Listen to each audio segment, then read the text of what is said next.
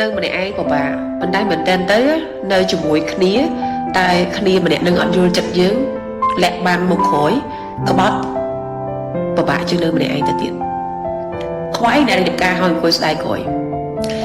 ខ្វះអីមិត្តភក្តិខ្ញុំប្រាប់ថាបើអាចគិតគូរច្បាស់សិនទៅមុននឹងសម្រេចចិត្តរៀបការខ្វះអី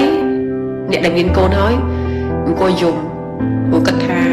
ជីវិតក្រៅពីពេលហ្នឹងប្រហែលជាវាស៊ីចម្ពោះដូចតែពេលដែលគេតាមស្លាញ់ដំបូងខ្ញុំនិយាយនេះនៅក្នុងករណីអ្នកដែលជួបស្នេហាមិនសមប្រកបទេក៏មានគូជីវិតជាច្រើនដែលគាត់មានជីវិតកាន់តែប្រសើរមានក្តីសុខនៅពេលដែលគាត់ជ្រើសរើសមនុស្សត្រូវ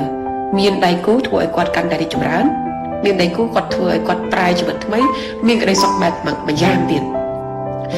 តែពិតជំរឿសទាំងអស់គ្នាមិនថាតែនៅម្នាក់ឯងមិនថាបន្តនៅជីវិតនៅលាវឬក៏ជ្រើសរើសជីវិតគូទេវាកាន់តែប្រសើរនៅពេលដែលយើងរើសចំមនុស្សរើសត្រូវមនុស្សរើសប៉ះមនុស្សដែលគេផ្ដល់ការយល់ចិត្តឲ្យយើងស្មោះត្រង់ជាមួយយើងចេះជួយយើងយកមកជាការជួយសម្រាប់បន្ទុកបំពេញឲ្យគ្នាទៅវិញទៅមកអ្នកណាក៏ចង់បានដៃគូជីវិតបែបហ្នឹងដែរគឺមកដើម្បីជួយគ្នាមកដើម្បីគ្រប់គ្រងគ្នាមកដើម្បីជំរុញគ្នាឲ្យរីកចម្រើនទៅមុខរួមគ្នាហើយនៅពេលដែលមនុស្សពីរនាក់នៅជាមួយគ្នាចេះយល់គ្នាហើយអត់មានអីដែលថាធ្វើអត់បានទេទោះបីជាក្នុងកលៈទេសៈនៃការចាប់ផ្ដើមពីបាតដៃទៅទេតែបើសិនជាយើងរើសបានមនុស្សដែលគេស្មោះត្រង់នឹងយើងជួយលើកទឹកចិត្តយើងជួយអាសាយើងទុកចិត្តយើងផ្ដល់កម្លាំងចិត្តឲ្យយើងមានបញ្ហាឲ្យរត់ចោលគ្នាជួយដោះស្រាយគ្នាទោះបីក្រក៏ក្រយូរដែរប៉ុន្តែផ្ទុយទៅវិញនៅម្នាក់ឯងវាអាចនឹងប្រសើរជាងវាអាចនឹងសប្បាយចិត្តជាងប្រសិនបើយើងមានគ្នាហើយតែគ្នានឹងអត់យល់ចិត្តគ្រប់យ៉ាងយើងរ៉ាប់រងតែម្នាក់ឯងមានតែឈ្មោះថាជាមានប្តីប៉ុន្តែរាល់ថ្ងៃដូចជាស្ត្រីមេម៉ាយមានឈ្មោះថាមានប្តី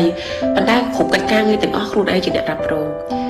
មានហូបមានអត់ហូបគឺយើងអ្នកប្រឹងប្រែងមានបញ្ហាគាត់រត់ទៅបាត់តែឯងទុកឲ្យយើងអ្នកដោះស្រាយមិនបានជួយយើងឲ្យមកជុំទេណាងុំរកទុកបញ្ហាឲ្យយើងថែមទៀត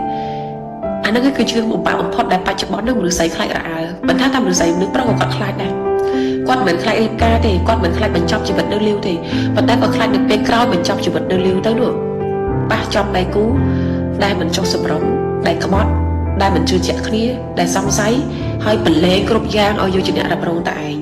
កាលពេលជីវិតមួយយើងរ៉ាប់រងខ្លួនឯងអត់ចង់មួយផងស្រាប់តែមានជីវិតពីរយើងសង្ឃឹមថាគេនឹងមកជួយយើងខ្លះតែផ្ទុយទៅវិញគ្រប់យ៉ាងគឺជាបន្ទុករបស់យើងអានឹងវេទនាណាស់អញ្ចឹងហើយបានអ្នកខ្លះគាត់សុខចិត្តជ្រើសរើសនៅជីវិតមួយតែឯងវាប្រសើរជាង